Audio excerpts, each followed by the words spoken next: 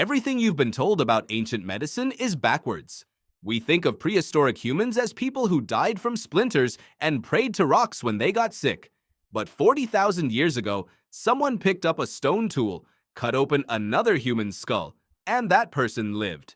Not by accident, not by luck, by design. Ancient humans weren't waiting for modern medicine to save them. In many ways, they were already there. Let's start with what ancient illness actually looked like. A broken femur in the wild doesn't just hurt, it kills. Without intervention, a broken leg means immobility. Immobility means no food. No food means death within days.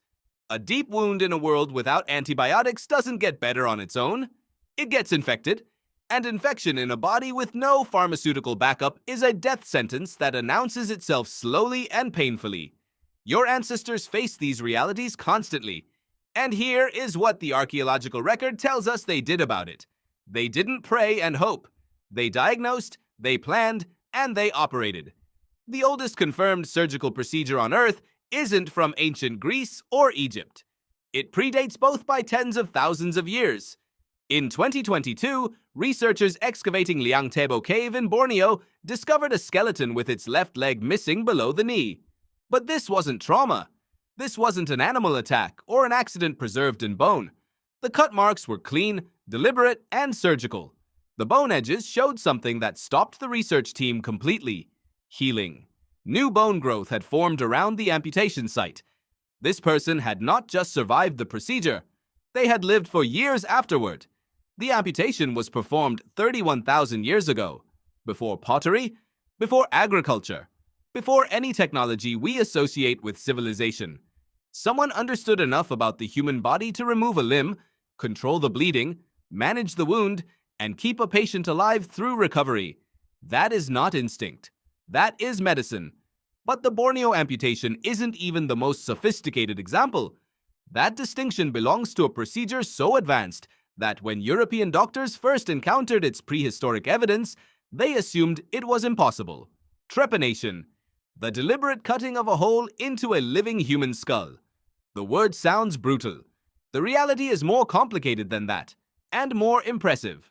Across Europe, Asia, and the Americas, archaeologists have now identified over 1,500 prehistoric skulls bearing the marks of deliberate trepanation. And the survival rates are what make scientists stop and recalculate. At sites in France dating back 7,000 years, analysis of trepanned skulls showed that between 60 and 90% of patients survived the procedure. Survived it, healed from it, lived long enough for their skulls to show clear bone regrowth around the surgical opening. 19th century hospitals with trained surgeons, metal instruments, and basic anesthesia were achieving survival rates in the same range. Think about what that means. A Stone Age surgeon with an obsidian blade was producing outcomes that matched a Victorian operating theater. The materials were different. The knowledge was not. Now here is what most documentaries skip entirely. How did they actually do it? The technique wasn't random cutting. Researchers who have studied the tool marks on trepanned skulls have identified 4 distinct methods, each one suggesting deliberate selection based on the patient's condition. The first was scraping, gradually thinning the skull bone in a circular pattern until the piece could be removed cleanly. The slowest method, but the safest. The second was grooving, cutting a circular channel with increasing depth until the disc of bone came free. Faster, but requiring more precision. The third was boring and cutting, drilling a series of small holes in a circle and then connecting them. Surgical efficiency. The fourth was sawing, direct linear cuts across the skull. Each technique left a different mark pattern in the bone. Each was chosen deliberately. This was not one person stumbling onto a method.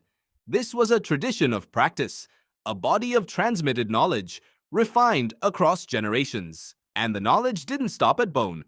The most sophisticated dimension of prehistoric medicine wasn't surgery. It was pharmacology. In 2019, researchers analyzing dental calculus, the hardened plaque preserved on ancient teeth from Neanderthal remains in Spain, found something extraordinary: poplar bark, penicillium mold, 2 substances containing the active compounds in aspirin and penicillin respectively. These were not food residues. Poplar bark is bitter and nutritionally worthless. There is no reason to chew it unless you understand what it does to pain and fever. The Neanderthal whose teeth preserved this evidence was sick. The infection markers in the bone make that clear. Someone gave them these plants deliberately. Someone knew. We didn't discover that plants could fight infection. We rediscovered it 50,000 years later in a laboratory and called it modern medicine. But how was any of this knowledge preserved? No writing existed. No medical schools. No textbooks. The answer lies in something humans had already been doing for hundreds of thousands of years before the first surgery.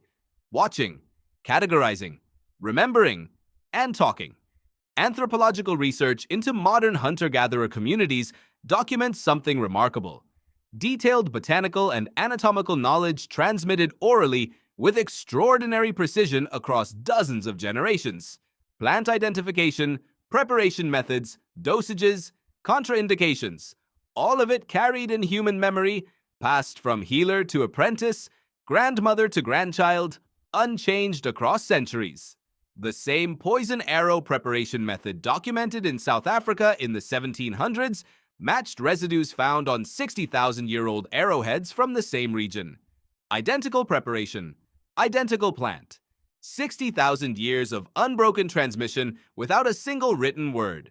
Prehistoric medicine operated on the same system. The knowledge was real. The delivery mechanism was human memory. And human memory, when trained and trusted, is more durable than almost any other recording technology our species has ever invented. Here is the part that reframes everything. We tend to think of ancient humans as people responding desperately to a dangerous world. Reacting, surviving by luck and brute endurance. But surgery requires the opposite of reactive thinking.